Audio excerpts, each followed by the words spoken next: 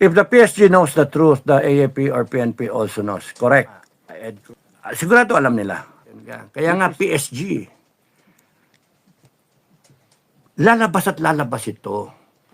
At kung kayo naging parte nito, ng pananakot, ng pagtatakip, and everything, pag-prevent na umandar yung konstitusyon, na nag-uphold kayo ng konstitusyon, sumumpa kayo, and then hindi nyo ginagawa. It's a great offense. It's a violation, and we will make you accountable. Hahanapin kayo.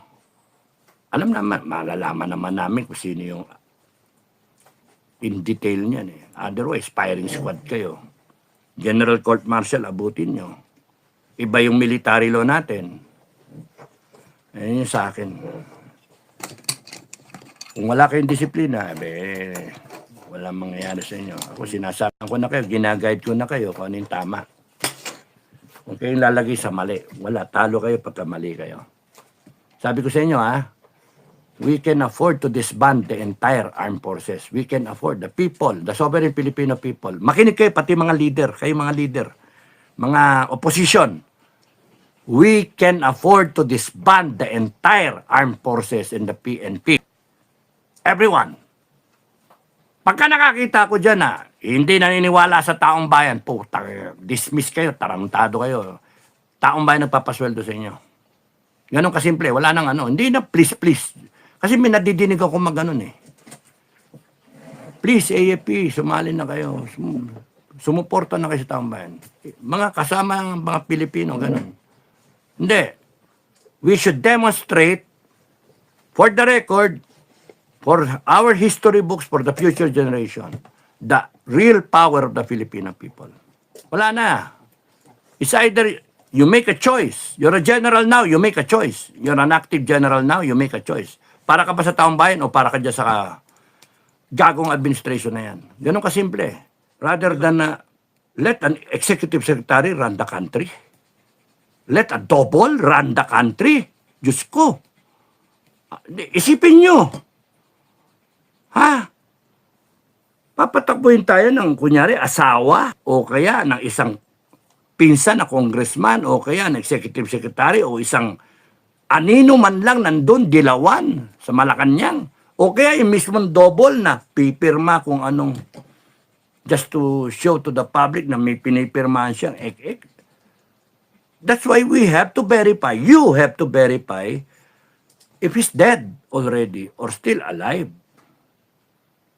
We cannot verify on our own. We have limitations.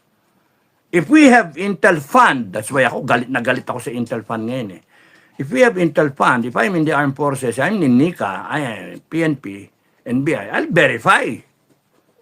Because this is boiling down to the future of this country and the implementation of the Constitution.